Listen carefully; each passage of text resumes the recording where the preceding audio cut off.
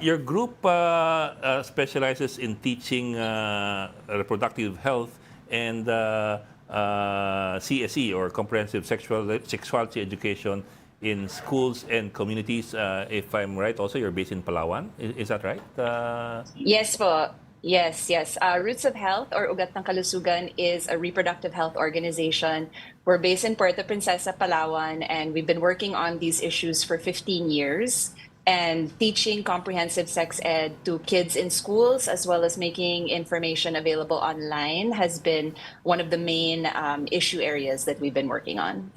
Ma'am, my question to you, I'll start off with this. I think the most controversial bit of the debate in the past few weeks is this, the allegation or the assertion that itong CSE, Comprehensive Sexuality Education, will hypersexualize our children. It will encourage them to engage in early sexual activity, among other things.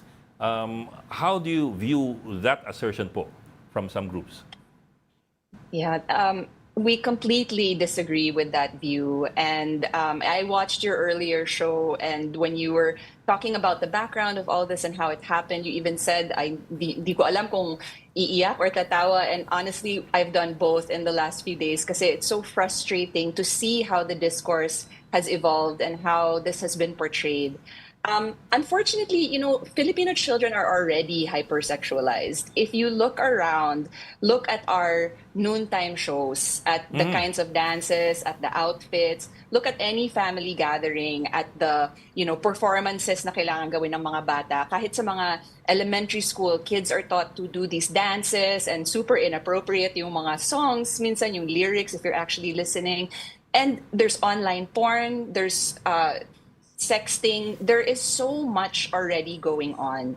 And in the absence of having any kind of sexuality education, our kids are growing up without knowing anything about sexuality. And comprehensive sex ed, it doesn't teach kids how to have sex. In fact, it does the opposite.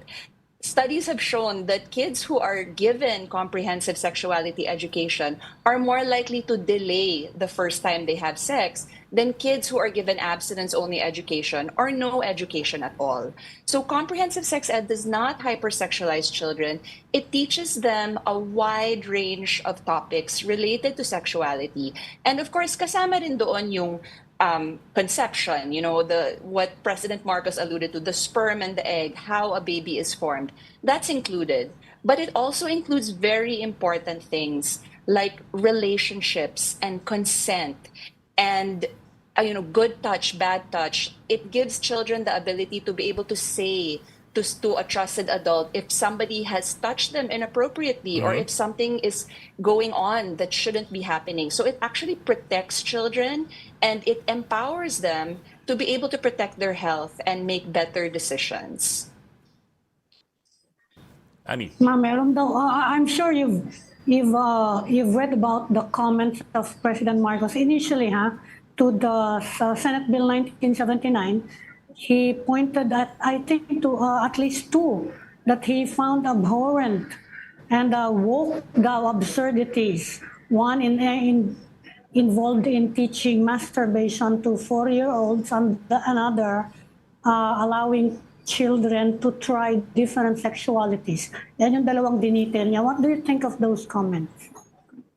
Well, I was watching his comments, and as soon as he said those things, when he said you would teach children how to masturbate, I was so frustrated and disappointed, because earlier he had said that he read the bill, but he clearly did not for those statements, because as you pointed out in your earlier show, there is no mention of this at all in any versions of the bill that have ever existed. Never po nakasama ang masturbation. That is not a part of it.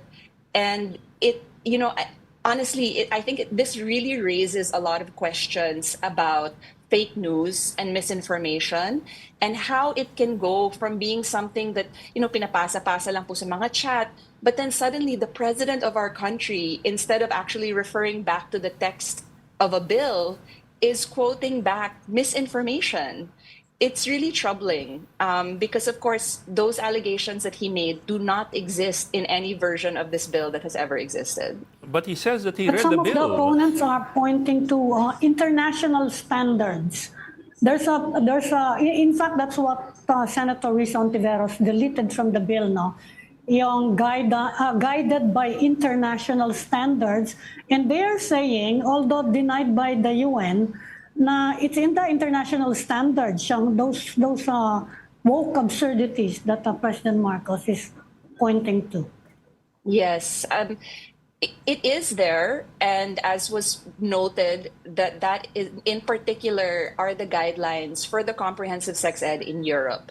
And something that I think people need to remember is that we are a sovereign country. The Philippines makes its own laws and decisions. And even if a bill says that it can be guided by something else, that does not at all in any way make it so that pinipilit tayo na kailangan ganito.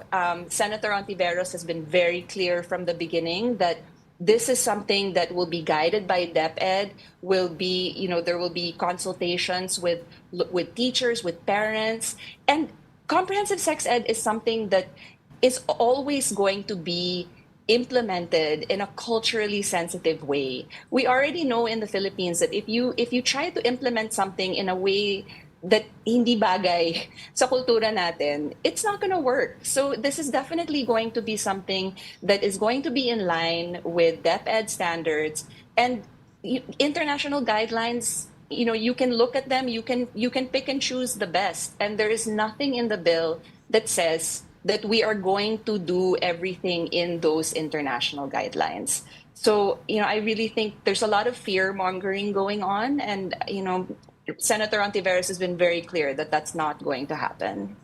I mean, even in the UNESCO and WHO international guidelines for international technical guidelines for sexual education, it's repeatedly stressed that the countries have to they have to adapt sexual behavior to local values and culture. So it's not a one-size-fits-all. It's not an imposition by anybody. In fact, I also read in the WHO website that the CSCs vary from country to country as they should, because they have to be adapted. Exactly. It absolutely is not a one-size-fits-all, and it's always been very clear that these are, there are the topics that are suggested.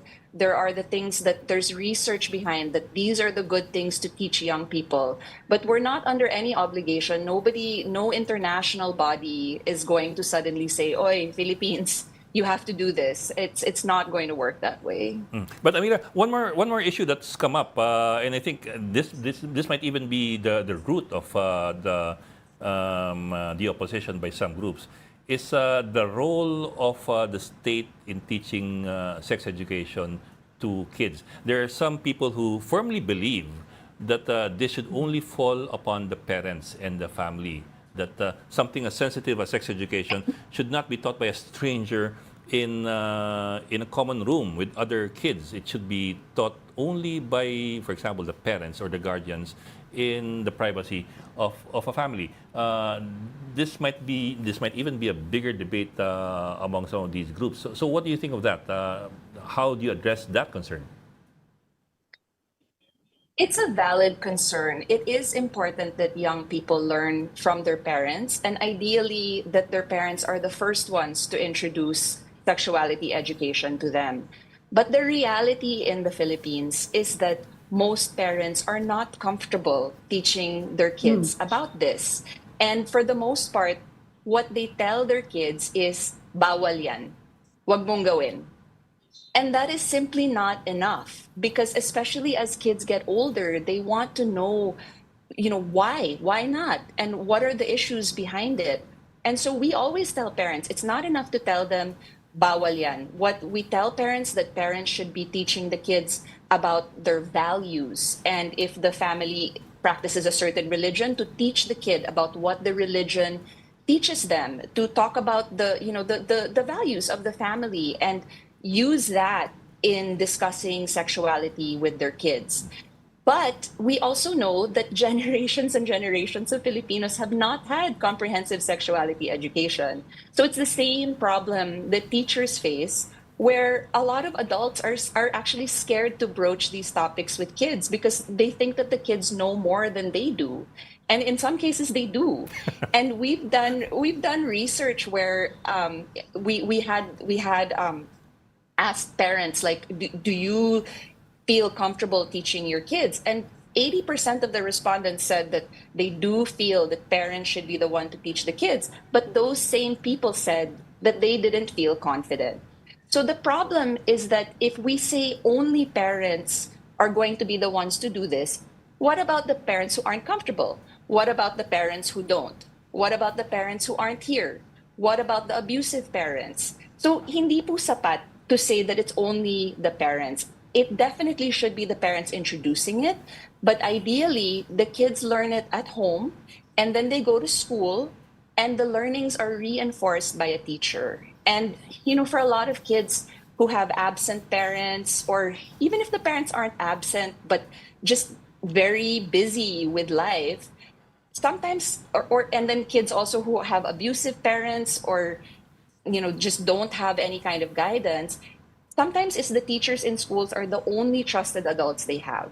So it's really important that kids learn about this from trusted sources, because otherwise they're either not going to learn anything or they turn to the internet, and there's so much misinformation online. A lot of kids watch porn. They watch pornography as their sex ed, which Yes. porn is not real, it's violent, it's degrading.